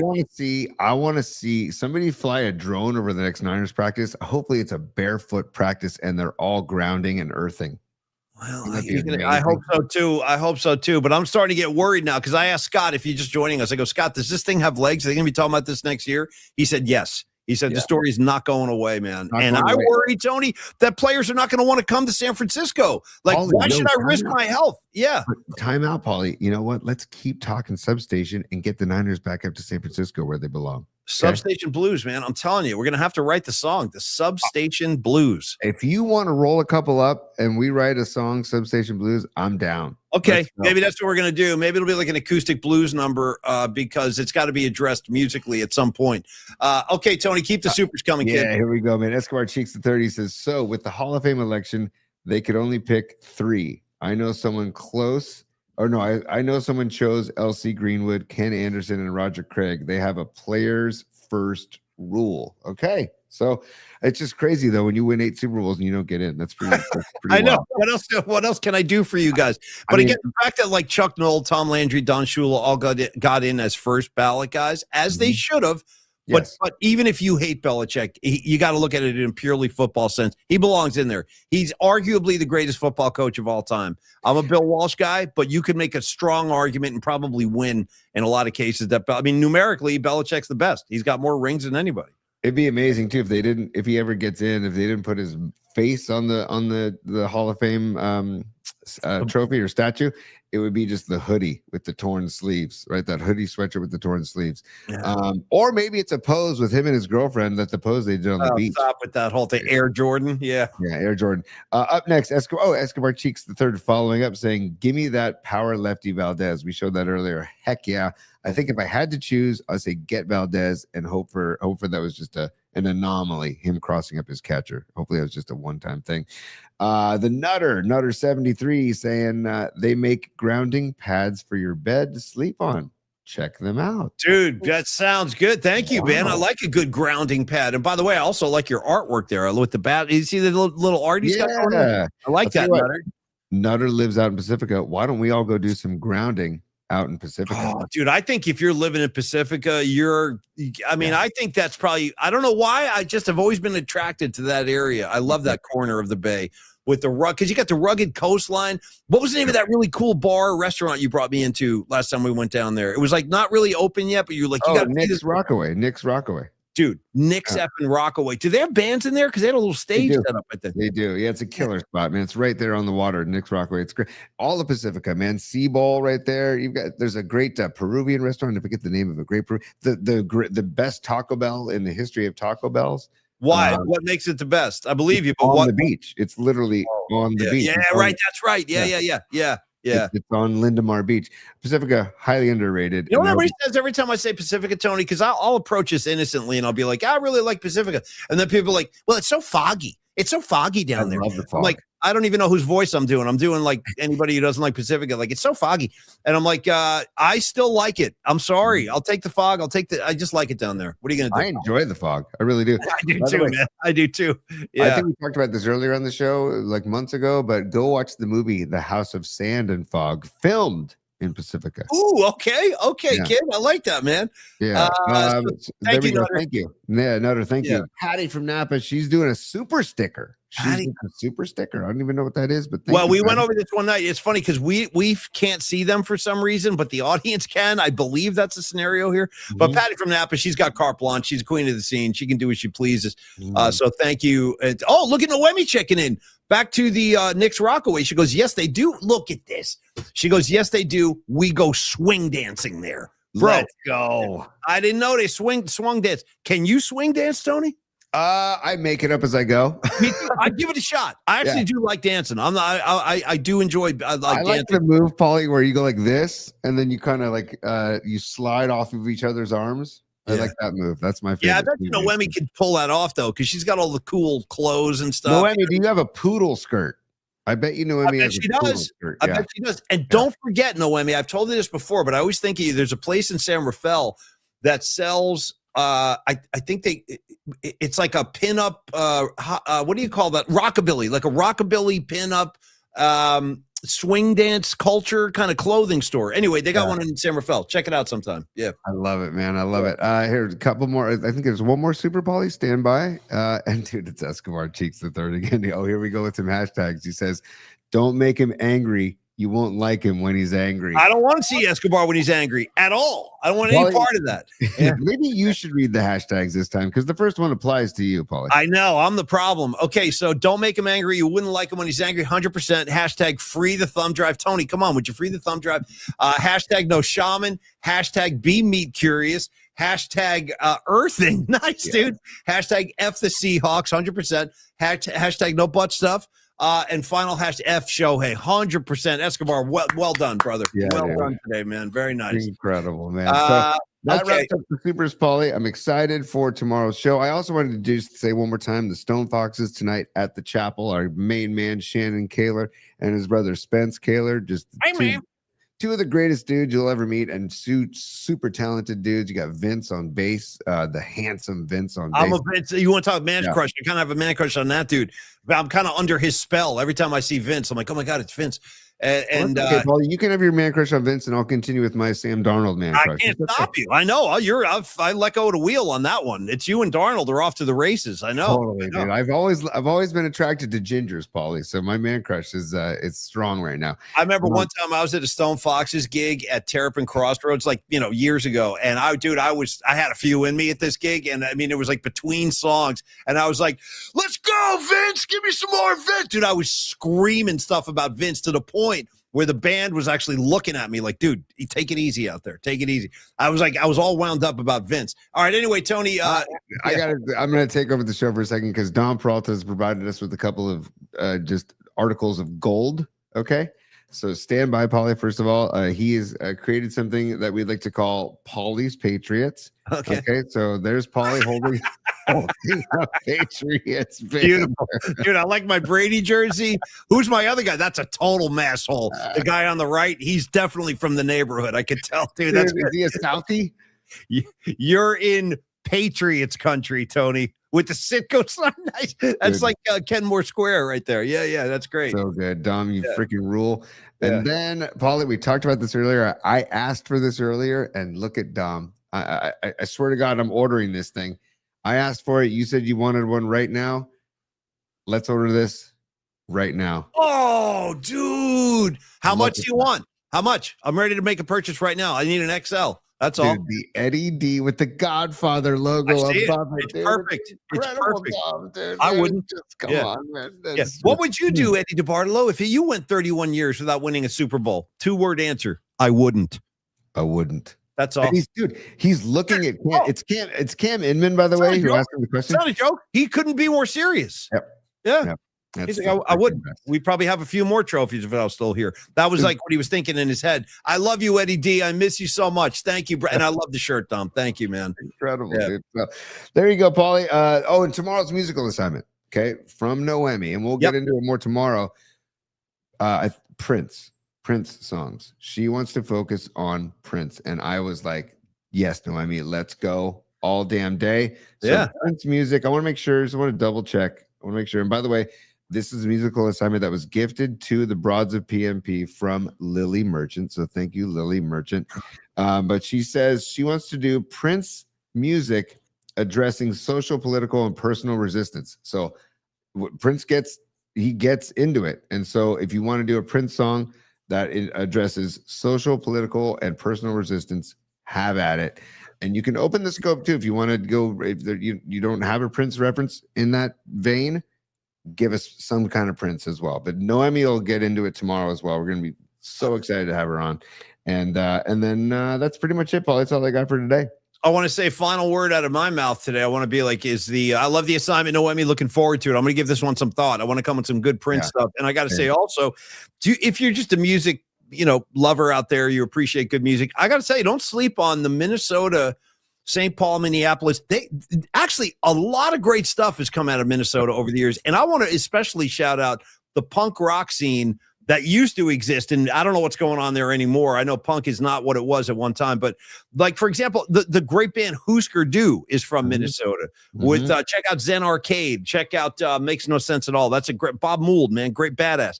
And then the archetype, like garage, trashy kind of punk band, The Replacements, also from Paul Westerberg, dude, great songwriter, Paul F. and Westerberg. Tommy Stinson on bass. I'm a Tommy Stinson guy.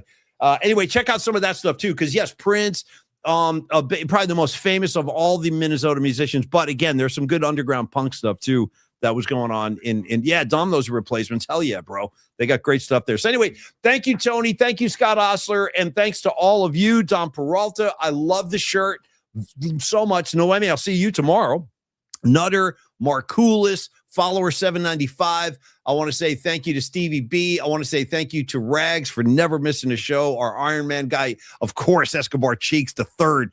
There's only one. He's one of one. You got Miguel. You got Matt Stenson, the queen of the scene, Patty from Napa, Soccer Bowl down in Santa Cruz. What's up, Soccer Bowl? Been a while. Hey, give my best to the Santa Cruz Mafia. I want to be down there soon, and I hope to see you soon, Soccer Bowl. Appreciated and loved the hang with you we had at the party around the holidays. Aaron Kask, what's up, bro? Have a great afternoon. Everybody enjoy yourselves. Hey, enjoy Gary Clark tonight, Tony. I'm a little jealous, but he is going to blow your head off, dude. That guy's the real deal. Gary Clark can play his ass off. I've seen him once, and I can't wait to see him again. I would tell people all the time, it's like if Jimi Hendrix and Stevie Ray Vaughan had a kid. That's big talk right there. That's big talk you're throwing around. You invoked the name of Jimi Hendrix, man. But I will say this: you see him play, and you hear him play, and you hear him sing, and it's like, damn. He's legit. This is the real deal, right? I'm telling you, he's legit, and he's going to be around forever, God willing. He'll be like Buddy Guy, guaranteed. He'll be sitting on a stool playing when he's like 90. Totally. And I hope, my only hope for you, my final comment of the day, I hope you get a third stone from the sun, because he crushes that by Hendrix. He does. I can't wait. It's at the Guild Theater too. 500 capacity. 500 capacity at this place. I can't freaking wait. I'm going with Captain Leisure and Rising Wolf, by the way. Great names. Yeah, I know those boys. Have a great time, Tony, and take us home. That's all. I'm done. Last thing. Again, happy birthday to Uncle Paul Tonelli. Happy birthday, Paul. Yeah, man. So hopefully he's celebrating having some like 4-hour lunch, because he's a big lunch guy. Well, 4-hour lunch might involve a few drinks as well when it comes to Paul. I know. I will say though, dude, it's a good recipe. When you don't do a big dinner, just have a big lunch instead and have a light dinner, like a bowl of soup or a salad for dinner. You're winning. You're winning the day. Every time I eat at Longbridge, I can't eat dinner. Yes. Like the other night, we ate. I went home. I force fed myself a couple of slices. I didn't even need it. I'm like, I might as well eat a couple more. But I wasn't hungry at all. Like it was like a situation where I was like really kind of gluttonous, actually. But I did. I'm never hungry after I eat at Longbridge for lunch. No, definitely not. We'll talk Longbridge tomorrow, Paulie. And just so you know, Paul Tonelli shares his birthday with Steve Sachs, Tommy Ramone, Heather Graham, Oprah, Tom Selleck, just to name a few. You know what? Heather Graham, come on back. I miss Heather Graham. I haven't seen her in a while. I like Heather Graham. Roller Girl. That's all you need to do. 100%. I'll throw one more Heather Graham. Very young Heather Graham, but a good role. Don't sleep on her in Drugstore Cowboy. Great movie. Dude. Yes, great movie. On that note, Paulie, on that note. Business hours are over, baby. It's business time.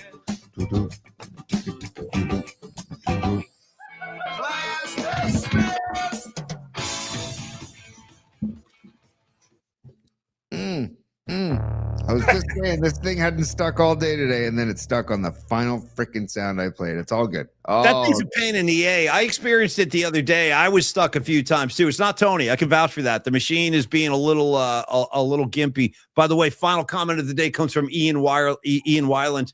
Ian sums it up like this: Heather Graham, babe. F Steve Sachs. I'm kind of with you on that. I'm kind of with you, brother. Yeah.